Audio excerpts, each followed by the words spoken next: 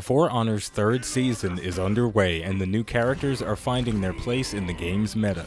The Gladiator is a very traditional character for For Honor, but the Highlander is shaking things up in a big way. Today, we're going to watch some duels from the perspective of the Highlander so we can see more of what makes him so exciting.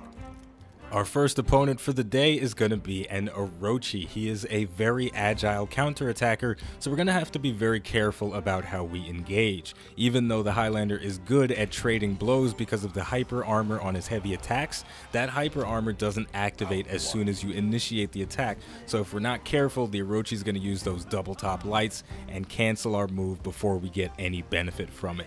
He's going to go in with his sprinting attack, but he's going to be too far away, but my sprinting attack, because of my incredible reach, is going to connect, trying to bop him on the head with as many light attacks from the offensive stance as possible, landing a successful guard break, trying to muscle him possibly into the corner. The Highlander does get a significant amount of damage from getting somebody splattered against a wall, and also from landing an out of stamina heavy attack. Sometimes if an attack is slow enough, it is difficult for people to get the timing right to parry it. We see there the Orochi trying to dodge out of the way of our attack and get a nice counter on us. I believe that was called Riptide Strike, but he was too far away, so nothing came of it. But he's starting to go on the offensive a little bit using that zone attack. The Celtic Curse is going to whiff, and I'm going to get hit with a Storm Rush and two top lights. The gap between the two of our healths has been made very small. One more heavy attack from the Orochi will finish me off, but at the same time, one more heavy attack from me would be the end of him. Unfortunately, though, my guard was already in the top stand, so that double top light after the Storm Rush was not going to be a guarantee, but a successful parry followed by a heavy attack is going to put me in the grave, sending round one to my opponent. So far, though, it was a pretty even fight, and one thing that a lot of people I've been noticing are complaining about the Highlander is that he isn't as effective at trading blows as people would like him to be. Unlike the Lawbringer, who has the highest health pool in the game, I believe the Highlander has comparable health to the Kensei and other Vanguards. So we got a nice grab. The reach on, I believe it is called the Caber Toss, is ridiculous. You can grab somebody from damn near halfway across the map, and that is what we did. And we followed it up with an unblockable heavy attack. I believe assassins can try to parry that, not entirely sure. Getting a successful kick, throwing out another unblockable heavy, and it's going to connect. Sometimes if you're just relentless, then you come out on top. And that's something that I've been finding very enjoyable about the Highlander, is when, if you're in a deficit, just put your balls on the wall, go as hard as you can, and it throws people off, especially when the game in its current state has a very defense-oriented meta. If you start turning on the pressure, people aren't always ready for that.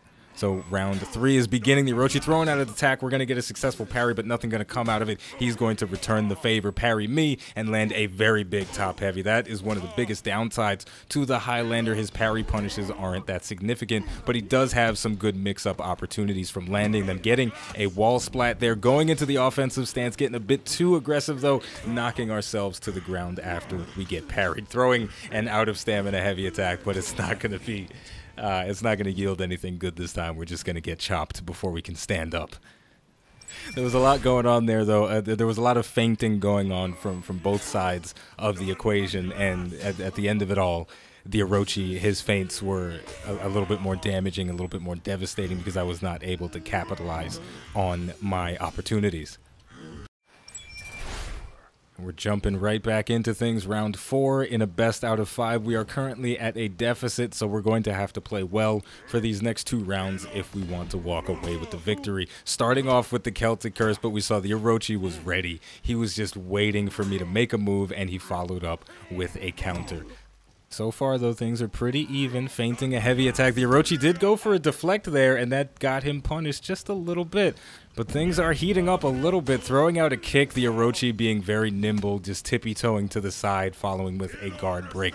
Not going to cancel the Celtic Curse to either side, but again, our guard was at the top stance already, so the double light attack follow-up not going to do anything, and the Orochi going for another Storm Rush, but he is going to walk directly into the blade from the Celtic Curse, and that's going to put him in the grave. He was getting a little bit too brazen trying to get a deflect. Maybe he's trying to do something fancy for the highlight reels, but I'm not having that. This is my highlight reel today. So in the final round, as always, we got to put on some epic music. We haven't done this for a while. Let's see who comes out on the top of this 1 versus 1 duel. All All right, let's start it off. Both players charging towards one another, feinting the side heavy attack, trying to throw him off, then following up with a regular heavy, going into the offensive stance, throwing some light attacks, following up with a kick, which wall splatted him and led into an unblockable heavy attack. That was a very relentless combination, going back into the offensive stance, unfortunately going to get dodged and countered. We're seeing a very aggressive playstyle. The Celtic Curse going to come out while the Orochi is out of stamina. A second Celtic Curse, but this one not going to get feinted. He went for the parry trying to punish me, but unfortunately the timing was a little bit slow. So he's going to be... He's fucking dead, okay? He's dead, and we won the round. But that was a very high intensity match right there. That is the level of ferocity that you can see from the Highlander. But at the same time, you can be a little bit more slow and more menacing. So what we're gonna do now is watch some highlights from this particular play session, so we can see more of the action that you can expect when you're playing with or against the Highlander.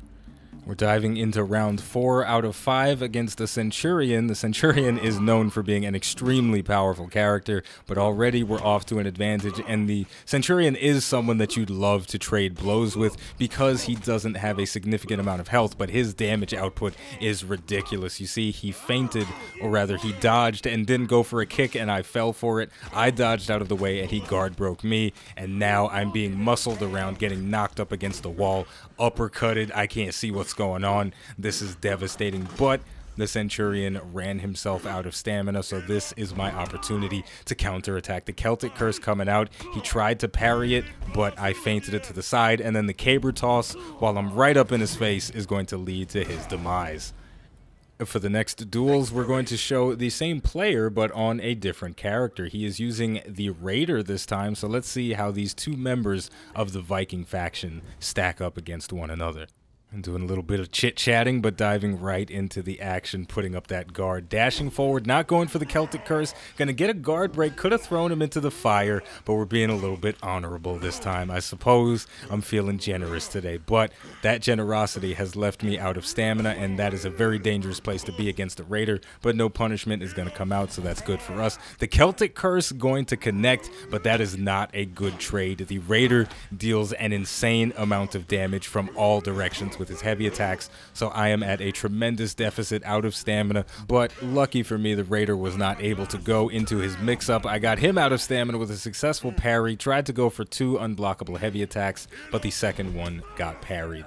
But we're seeing some really aggressive play from both sides here, and unfortunately my stamina control is not very good, and that's not a safe place to be against the Raider. But lucky for me, his stamina control is a little bit wonky as well, and an out of stamina attack is going to put him in the dirt. He's pushing up daisies, as they used to say in the old days. So that's a victory for us. I'm not complaining about it. It's a bit unorthodox, but hey, sometimes you got to do what you got to do to get the win. Let's see if round number 2 can have a little bit more technical execution. The Highlander, after all, is supposed to be a very technical fighter. The Raider going for a stampede charge while I'm in offensive stance. I'm going to swiftly dodge out of the way, follow it with a caber toss and unblockable heavy, followed by a light attack. That was a relentless assault that put us out of stamina, but I think in that situation it was worthwhile as long as we can stay healthy. But it doesn't look like the Raider wants that to happen. He's going to pick us up and throw us and follow up with an unblockable zone attack. Unfortunately for him, though, it